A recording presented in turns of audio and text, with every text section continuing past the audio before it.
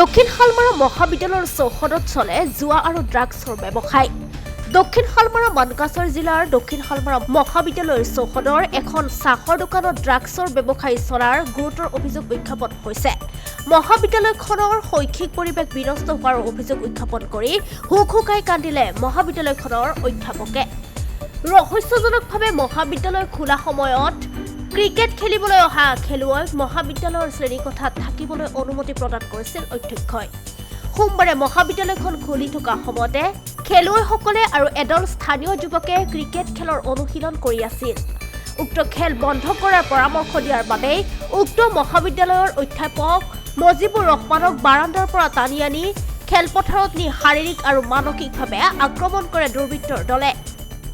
জৰিয়তে আমি জনাব বিচাৰিছোঁ, আমি দক্ষিণ শালমাৰা মহাবিদ্যালয়ৰ শিক্ষক কৰ্মচাৰীৰ ফালৰ পৰা যোৱা 5 ফেব্ৰুৱাৰী তাৰিখে আমাৰ কলেজত যিটো দুৰ্ঘটনা সংঘটিত হ'ল, সেই দুৰ্ঘটনাৰ চিকাৰ মই নিজে আছিলোঁ। মই ডক্টৰ মজিবুৰ ৰহমান অসমীয়া বিভাগৰ মুৰব্বী অধ্যাপক আৰু এখেত ৰেজাউল ইছলাম ইংৰাজী বিভাগৰ অধ্যাপক।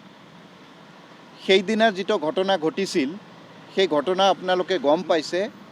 সেই ঘটনা সংক্ৰান্তত আজি আমাৰ দক্ষিণ শালমাৰা জিলা আৰক্ষী অধীক্ষক সন্মানীয় হৰেণ্টক বিচাৰক আমি লিখিতভাৱে দৰখাস্ত দিলোঁ। আমি ব্যক্তিগতভাৱেও দিছোঁ, আমাৰ কলেজৰ অধ্যক্ষৰ ফালৰ পৰাও দিছে।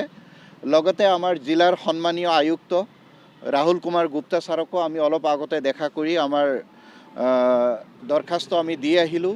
এই ঘটনা সংক্ৰান্তত দোষীক কৰায়ত্ব কৰি কলেজখনত যে নিৰাপত্তাহীনতা হৈছে, শিক্ষক কৰ্মচাৰীসকলৰ জীৱনলৈ চৰম ভাবুকি নামি আহিছে, এই ক্ষেত্ৰত বিহিত ব্যৱস্থা গ্ৰহণ কৰাৰ কাৰণে আমি অনুৰোধ জনাইছোঁ। সিদিনাৰ যিটো ঘটনা আছিল 25 তাৰিখৰ 10:30মান বজাত আমাৰ ইংৰাজী আৰু অসমীয়া বিভাগ একেলগে আমি দুজন ক্লাছত যোৱাৰ কাৰণে টিচাৰ কমন ৰুমৰ পৰা ওলাই আমাৰ বিভাগত সোমাই আছিলোঁ। সেই মুহূৰ্তত এদল স্থানীয় চিনাকি অচিনাকি এটা দল, তেওঁলোক ষ্টুডেণ্ট নহয়, ক্লাছৰুমৰ সন্মুখত, মেজৰৰ ক্লাছৰুমৰ সন্মুখত তেওঁলোকে ক্ৰিকেট খেলৰ প্ৰেক্টিছ কৰি থকা আমি দেখা পাইছিলোঁ। তেতিয়া ৰেজাউল ইছলাম আৰু মই আগুৱাই গৈ তেওঁলোকক ক'লোঁ, এতিয়া ক্লাছৰ সময়, আমি ক্লাছ কৰিম, তোমালোক এতিয়া খেল বন্ধ কৰা, আমি ক্লাছত যাম। এইখিনি কথা কৈ আমি ৰুমলৈ আহি এটেণ্ডেঞ্চ ৰেজিষ্টাৰ লৈছোঁ, আমি ক্লাছত যাম। সেই মুহূৰ্তত দেখা পালোঁ মোৰ অসমীয়া মেজৰৰ যিটো ক্লাছৰুম, সেই ক্লাছৰুমৰ সন্মুখত 10-15 জন বাহিৰা মানুহ তাতে ভিৰ কৰি আছে। তা আমাৰ সন্দেহ হ'ল, তাতে বাহিৰা মানুহ কলেজৰ বাৰাণ্ডাত কিয়? আমি দুজন আগবাঢ়ি গ'লোঁ। যোৱাৰ পাছত ৰেজাউল ইছলামে গৈ সেই ৰুমটোৰ দুৱাৰ মুখত থিয় হৈছে আৰু মই খিৰিকীৰ ওচৰত দেখা পালোঁ ভিতৰত 10-12 জনমান অচিনাকি মানুহ বেঞ্চৰ ওপৰত বিচনা পাৰি শুই আছে। তাৰ পাছত তেওঁলোকক আমি একো নকৈ এই বাহিৰা ল'ৰাখিনিক আমি সুধিলোঁ যে এইখিনি কোন মানুহ? তেওঁলোকে ক'লে যে এইখিনি ক্ৰিকেট খেলৰ কাৰণে হায়াৰ কৰি অনা প্লেয়াৰ, তেওঁলোক ইয়াতে থাকিবলৈ দিয়া হৈছে। তেতিয়া ৰেজাউল ইছলামে তেওঁলোকক সুধিছে যে ইয়াত এই ক্লাছৰ সময়ত যে তেওঁলোকক থাকিবলৈ দিছে, কলেজৰ প্ৰিন্সিপালে পাৰ্মিশ্যন দিছে নেকি? তেতিয়া তেওঁলোকে কৈছে প্ৰিন্সিপালে পাৰ্মিশ্যন দিছে। তেতিয়া আমি আৰু তেওঁলোকক একো কোৱা নাই। আকৌ ৰিটাৰ্ণ আমাৰ বিভাগত সোমাই প্ৰিন্সিপালক ফোন কৰিছোঁ। তেতিয়ালৈকে প্ৰিন্সিপাল আহি পোৱা নাছিল। প্ৰিন্সিপালক ফোন কৰিলোঁ, এনে ঘটনা, ক্লাছৰুমত কোনোবা অচিনাকি খেলুৱৈ তাত থাকিবলৈ দিছে, আপুনি পাৰ্মিশ্যন দিছিল নেকি? তেখেতে কৈছে ৰাতি এদল ল'ৰাই আহি ধৰিছিল যে তেওঁলোকক ৰাতিটোৰ কাৰণে থাকিবলৈ দিব লাগে, পুৱাতে গুচি যাব। এতিয়ালৈকে যোৱা নাই নেকি? মই ক'লোঁ যোৱা নাই। তেতিয়া ক'লে ঠিক আছে, মই গৈ আছোঁ। তাৰ পাছত আমি আৰু অপেক্ষা কৰা নাই। মই এটেণ্ডেঞ্চ ৰেজিষ্টাৰ লৈ মেজৰ ক্লাছ বাদ দি মই জেনেৰেল পাছ কৰ্চৰ ক্লাছত গৈছোঁ, আছামিজ ক'ৰ ক্লাছত। মই 1 ঘণ্টামান ক্লাছ কৰিছোঁ। ক্লাছ কৰি মই যেতিয়া ওলাই আহিছোঁ, আহি মোৰ অসমীয়া বিভাগত সোমাই এটেণ্ডেঞ্চ ৰেজিষ্টাৰ থৈ জাষ্ট দুৱাৰ মুখত ওলাই আহিছোঁ, সেই মুহূৰ্ততে সন্মুখৰ পৰা এদল উদণ্ড উন্মত্ত যুৱক আগুৱাই আহি মোক বাৰাণ্ডাৰ পৰা হাতত ধৰি টানি খেলপথাৰত নমাইছে আৰু মোক পাছফালৰ পৰা মানে ঢকিয়াই আগফালে লৈ আহিছে। মোক মানসিকভাৱে, শাৰীৰিকভাৱে যথেষ্ট পৰিমাণে মোক অপমান কৰিছে। লোক সমাজক মোৰ যিটো ইমেজ, গোটেই অসমৰ বিদ্যুৎ সমাজে মোক চিনি পায়, আমাক লজ্জানত কৰিছে সমাজত। আমি কোনো কালেই কোনো দুৰ্নীতিক প্ৰশ্ৰয় দিয়া নাই। আমি নিজৰ দায়িত্ব সকলে আমি পালন কৰি আহিছোঁ। আমাৰ ওপৰত হঠাৎ এনেকুৱা অতৰ্কিত আক্ৰমণ হৈছে। তাৰ পাছত আমি শুনিলোঁ আমাৰ ছাত্ৰ ছাত্ৰী কেইজনমান আহিছিল বাধা দিয়াৰ কাৰণে তেওঁলোককো এটেক কৰিবলৈ আগবাঢ়ি গৈছে। এই দলটোৱে এটেক কৰিছে, বাধা দিছে, তেওঁলোকক আহিবলৈ দিয়া নাই, ওলাবলৈ দিয়া নাই। তাৰ পাছত শিক্ষকসকল ওলাই আহি মোক তাৰ পৰা আগবঢ়াই লৈ গৈছে। লৈ যোৱাৰ পাছত প্ৰিন্সিপালৰ ৰুমত যেতিয়া সোমাইছোঁ, তাৰ পাছত শুনিছোঁ ইতিমধ্যে তেখেতক, মই ক্লাছত থাকোঁতে তেখেতক ঘেৰি ধৰি মানে অকথ্য ভাষাৰে গালি গালাজ কৰি তেওঁকো মানসিকভাৱে অপমান কৰিছে।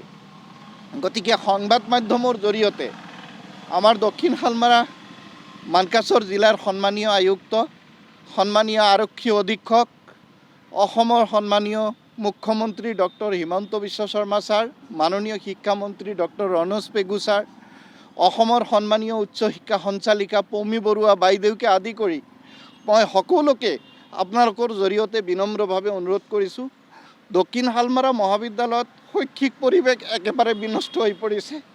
তাত যেতিয়াই তেতিয়াই দুৰ্বৃত্ত মানুহ সোমাই আহে, বহু সময়ত ছাত্ৰ ছাত্ৰীৰ মাজত সোমাই গৈ এটা অপ্ৰীতিকৰ পৰিস্থিতিৰ সৃষ্টি কৰে। আৰু যোৱা 5 তাৰিখৰ ঘটনাটো আপোনালোকে দেখাই পাইছে, সামাজিক মাধ্যমত ভিডিঅ' ভাইৰেল হৈছে। কোনো কালে আমি কাকো অন্যায় কৰি পোৱা নাই, হঠাৎ আমাৰ ওপৰত এনেকুৱা আক্ৰমণ হৈছে। আমি শিক্ষক কৰ্মচাৰী সকলোৱে নিৰাপত্তাহীনতাত ভুগিছোঁ। কলেজখনত এটা সুস্থ পৰিৱেশ ঘূৰাই অনাৰ কাৰণে মই এটা কথা আপোনালোকক জনাব বিচাৰিছোঁ, এই ক্ষেত্ৰত প্ৰশাসনে বিহিত ব্যৱস্থা গ্ৰহণ কৰিব। কিন্তু আমাৰ কলেজৰ ইমান এটা ডাঙৰ ঘটনা ঘটি গৈছে, গভাৰ্ণিং বডিৰ যিগৰাকী সভাপতি, এনেকুৱা এটা ঘটনা ঘটিছে, আজিলৈকে কলেজত আহি উপস্থিত হোৱা নাই। এই সন্দেহৰ আঁৰত কোন কোন কালপ্ৰিট লুকাই আছে, এই সকলো কালপ্ৰিটৰ অনুসন্ধান কৰি বিহিত ব্যৱস্থা গ্ৰহণ কৰাৰ কাৰণে মই অনুৰোধ কৰিছোঁ, যাতে ভৱিষ্যতে সেই অঞ্চলটোত এটা সুস্থ শৈক্ষিক পৰিৱেশ গঢ়ি উঠে, কলেজখনত যাতে এটা শৈক্ষিক বাতাবৰণ গঢ়ি উঠে, তাৰ কাৰণে মই বিনম্ৰভাৱে মই অনুৰোধ জনাইছোঁ। ইতিমধ্যে দক্ষিণ শালমাৰা থানাত এজাহাৰ দিয়া হৈছে 5 তাৰিখেই। সেইদিনা 24 ঘণ্টা উকলি যোৱা স্বত্বেও অচিয়ে বিহিত ব্যৱস্থা গ্ৰহণ কৰা নাছিল। তাৰ পাছত কালিহে ঘটনাৰ তদন্ত কৰিছে আৰু ৰাতি এছপিৰ ফালৰ পৰা মানুহ গৈছে, আসামী 2-3 জনক ধৰিছে বুলি গম পাইছোঁ। কিন্তু আমি জনাইছোঁ ইয়াৰ আঁৰত কোন কোন আছে, প্ৰতিগৰাকী অভিযুক্তক অতি সোনকালে কৰায়ত্বকাৰী কৰি নজিৰবিহীন শাস্তি দিয়াৰ ব্যৱস্থা কৰিব লাগে, যাতে কোনো কালে এনেকুৱা ধৰণৰ ঘটনা এই অঞ্চলত নহয়। আৰু এটা কথা আপোনালোকক জনাওঁ, এই কলেজৰ চৌহদতে ওচৰ পাজৰে ড্ৰাগছৰ ঘাটি আছে। বিভিন্ন মানুহে এই ড্ৰাগছৰ ব্যৱসায়ৰ লগত এনে এটা জঘন্য ঘটনা সংঘটিত হোৱাৰ পিছতে উত্থাপন হৈছে বিস্ফোৰক অভিযোগ। আজি মহাবিদ্যালয়খনৰ শিক্ষক কৰ্মচাৰী, এটা আৰক্ষীৰ অধীক্ষক আৰু জিলা আয়ুক্তক এখন লিখিত অভিযোগ দাখিল কৰি দোষী কৰায়ত্ব কৰাৰ দাবী জনায়। ইফালে যোৱাকালি মহাবিদ্যালয়খনৰ শিক্ষক কৰ্মচাৰী আৰু জিলা ছাত্ৰ সন্থাই প্ৰতিবাদ সাব্যস্ত কৰাৰ পিছত দক্ষিণ শালমৰা আৰক্ষীয়ে নিশা 3 জন অভিযুক্তক আটক কৰে। এতিয়ালৈকে মহাবিদ্যালয়খনৰ অধ্যক্ষ জয়নাল আবিদনে কোনো প্ৰতিক্ৰিয়া প্ৰকাশ কৰা নাই। হাতীমাৰীৰ পৰা আব্দুল্লাৱাল আহমেদৰ ৰিপৰ্ট, সংবাদ লহৰ।